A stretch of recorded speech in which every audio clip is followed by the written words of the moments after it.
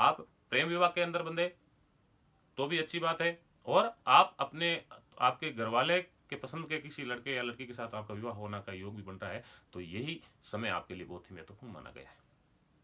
तो ये आपके लिए बहुत ही खुशखबरी है, और अभी तक आप विवाह के बंधन में नहीं बंधे हैं और विवाह योग्य हो चुके हैं और आपकी इच्छा भी है विवाह में बंधने की, तो आपका योग यहाँ पर प्रबल बन रहा है और आपकी मन की इच्छा यहाँ पर प्रबल होने वाली है।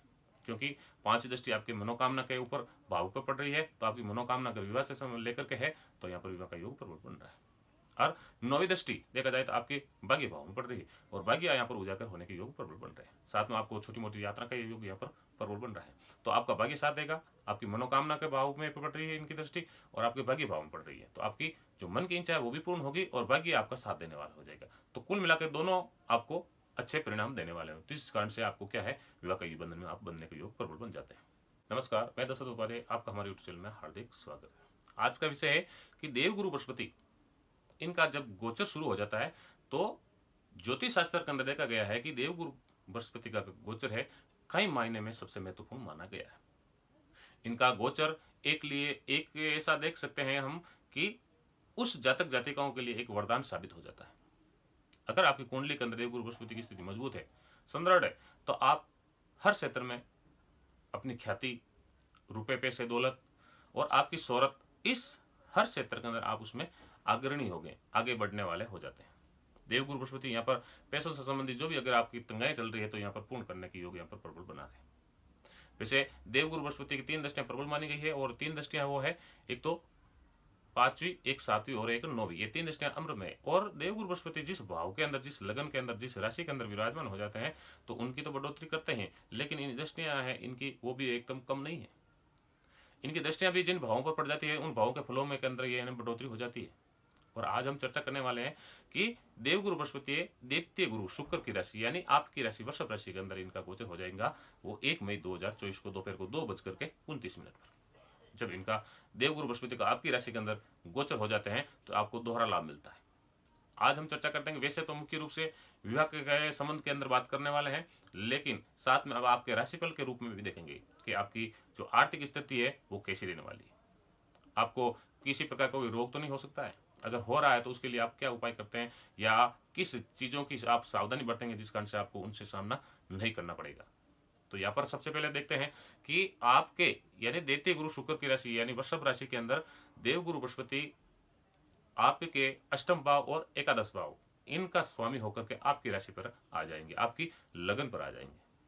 तो ऐसा देखा गया है कि आपके एकादश भाव का स्वामी होकर के आपके लगन के अंदर आ जाता है, आपके राशि के अंदर आ जाता है, तो आपको आर्थिक रूप से जो भी तंगाई का आपको सामना करना पड़ रहा था, परेशानियों का सामना करना पड़ रहा था, तो अब आपको 1 मई 2024 को दोपहर के बाद में है आपकी जो ये समस्या है, ये दिक्कतें थी, इनका समाधान है वो धीरे धीरे करना शुरू हो जाएगा। यहाँ तक कि आपके अगर किसी प्रकार का कर्ज आपके ऊपर हो गया था तो अब धीरे धीरे करके आपके कर्ज उतरने का यहाँ पर योग प्रबल बना देंगे देवगुरु बृहस्पति। अब देवगुरु बृहस्पति आपके भावों का स्वामी होकर के आपकी राशि के अंदर विराजमान हो जाते हैं तो कहीं ना कहीं रूप में आपको उधर से संबंधित कोई इस प्रकार का कोई रोग हो सकता है। तो इसके उपाय के रूप में देखा जाए तो ऐसा कोई ज्यादा बड़ा उपाय नहीं है। आप खान पीन के अंदर सावधानी बरतें, अच्छा पौष्टिक खाना खाएं और हिसाब से खाएं, कम खाएं, तो आपको उधर से संबंधित किसी प्रकार का कोई तकलीफ आपको नहीं हो सकता। अब देखते हैं कि देवगुरु बृहस्पति है आपके ही राशि के अंदर यानी आपके ही लगन के अंदर आ जाते हैं। हम यहाँ पर मैं चंद्र राशि के गोचर के आधार पर भी और लगन के गोचर के आधार पर भी देख सकते हैं, आप दोनों में से कैसे भी। तो देवगुरु बृहस्पति जिस भाव से बैठ करके इनकी 5वीं दृष्टि आपके संतान भाव में पड़ रही है, तो संतान का भाव आपकी मनोकामना का भाव, तो यहाँ पर आपकी मनोकामना जो मन की इच्छा है यहाँ पर पूर्ण होने के योग देवगुरु बृहस्पति बना रहे हैं। और साथ में और जो संतान की प्लानिंग कर रहे हैं तो उनका संतान का योग भी यहाँ पर प्रबल बन रहा है साल 2024 और मई 2025 तक। अब यहाँ पर देखते हैं इनकी जो देवगुरु बृहस्पति की 7वीं दृष्टि आपके विवाह भाव में, आपके पार्टनर के भाव में पड़ रही है। तो अगर आप व्यापार करना चाहते हैं तो पार्टनरशिप के साथ में अगर आप करना चाहते हैं तो उसके अंदर आपको बढ़ोतरी होगी, उसमें आपको लाभ मिलेगा। और साथ में यहाँ पर प्रेम विवाह का योग भी प्रबल बन रहा है। तो 1 मई के बाद में आपका प्रेम विवाह का योग भी प्रबल बन रहा है और साथ में आपका विवाह का योग भी प्रबल बन रहा है।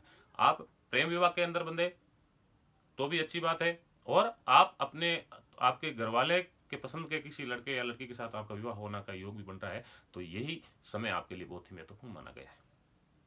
तो ये आपके लिए बहुत ही खुशखबरी है। और अभी तक आप विवाह के बंधन में नहीं बंधे हैं और विवाह योग्य हो चुके हैं और आपकी इच्छा भी है विवाह में बंधने की, तो आपका योग यहाँ पर प्रबल बन रहा है और आपकी मन की इच्छा यहाँ पर प्रबल होने वाली है।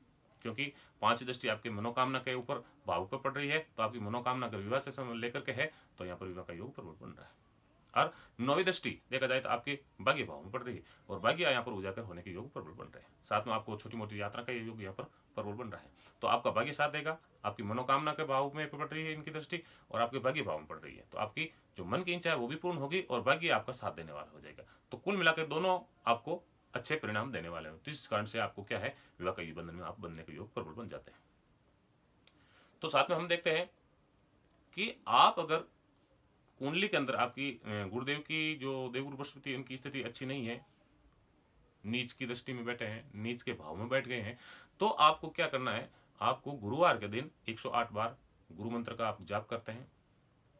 ओम गुरुवे नमः छोटा सा मंत्र है, इसका भी 108 बार अगर आप इनका उच्चारण करते हैं, उसके बाद में आपको क्या है, छोटी सी एक हल्दी की साबुत गांठ लेनी है, उसको आपको पीले धागे के अंदर बांध करके अपने गले के अंदर धारण कर लेना है, साल भर रखना है। तो आपकी मन की इच्छा पूर्ण होगी और देवगुरु बृहस्पति मजबूत हो जाएंगे, जिस कारण से आपका विवाह का योग प्रबल हो जाएगा और साथ में आपकी मन की इच्छा है वो भी पूर्ण होगी और आपका भाग्य भी यहाँ पर उजागर होने के योग प्रबल बन जाते हैं।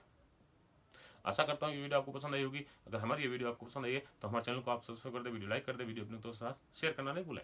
हम फिर मिलेंगे अगले वीडियो में, तब तक के लिए जय श्री कृष्ण, राधे राधे।